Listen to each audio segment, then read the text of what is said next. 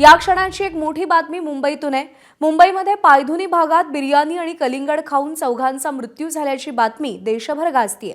आता या प्रकरणामध्ये मृत्यूचं गूढ आणखी वाढलंय। डोकाडी या कुटुंबातील चौघांचा मृत्यू ही हत्या आहे की आत्महत्या असा सवाल उपस्थित झालाय। पोलिसांनी आता घातपात आहे का या दृष्टीने तपास सुरू केलाय। कलिंगड किंवा इतर कोणत्याही खाद्यपदार्थात भेसळ आढळलेली नाही, त्यामुळे पोलिसांनी आता घातपाताच्या अनुषंगाने तपास सुरू केलाय। कलिंगडात कोणत्याही प्रकारची विषारी तत्व आढळली नाहीत, त्यामुळे मृत्यूचं गूढ आणखी वाढलंय।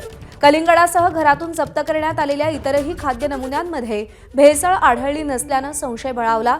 एकाच्या शरीरात मॉर्फिन आढळल्यानेही संशय बळावलाय, त्यामुळे घातपाताच्या दृष्टीने आता तपास सुरू झालाय।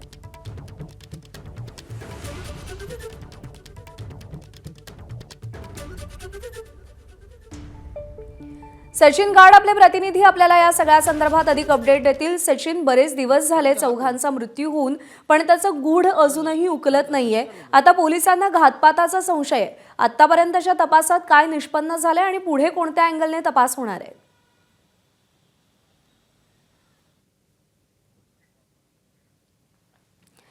तर सचिनशी पुन्हा एकदा संपर्क साधायचा आपण प्रयत्न करूया। तर एकाच्या शरीरामध्ये मॉर्फिन आढळल्याने संशय बळावलाय, पण आता ही हत्या आहे की आत्महत्या आहे या अनुषंगाने तपास सुरू केलेला आहे पोलिसांनी। पुन्हा एकदा जाऊयात, सचिन गाड आपले प्रतिनिधी आपल्याला अपडेट देतील। सचिन, अनेक दिवस झाले त्या चौघांचा मृत्यू होऊन अजूनही गूढ वाढताना दिसतंय। आतापर्यंतच्या चौकशीत काय निष्पन्न झाले आणि या पुढचा तपास आता कोणत्या अँगलने केला जाणार आहे?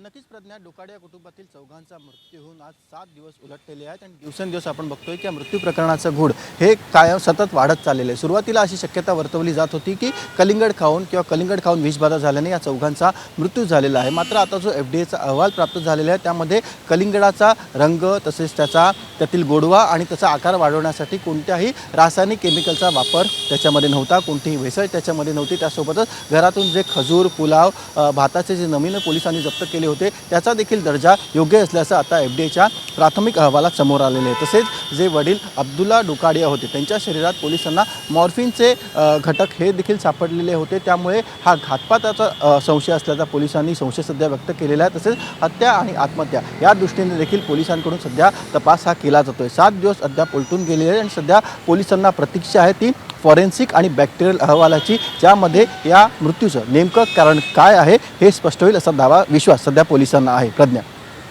सचिन, धन्यवाद दिलेल्या या माहितीसाठी। ABP माझा, उघडा डोळे बघा नीट।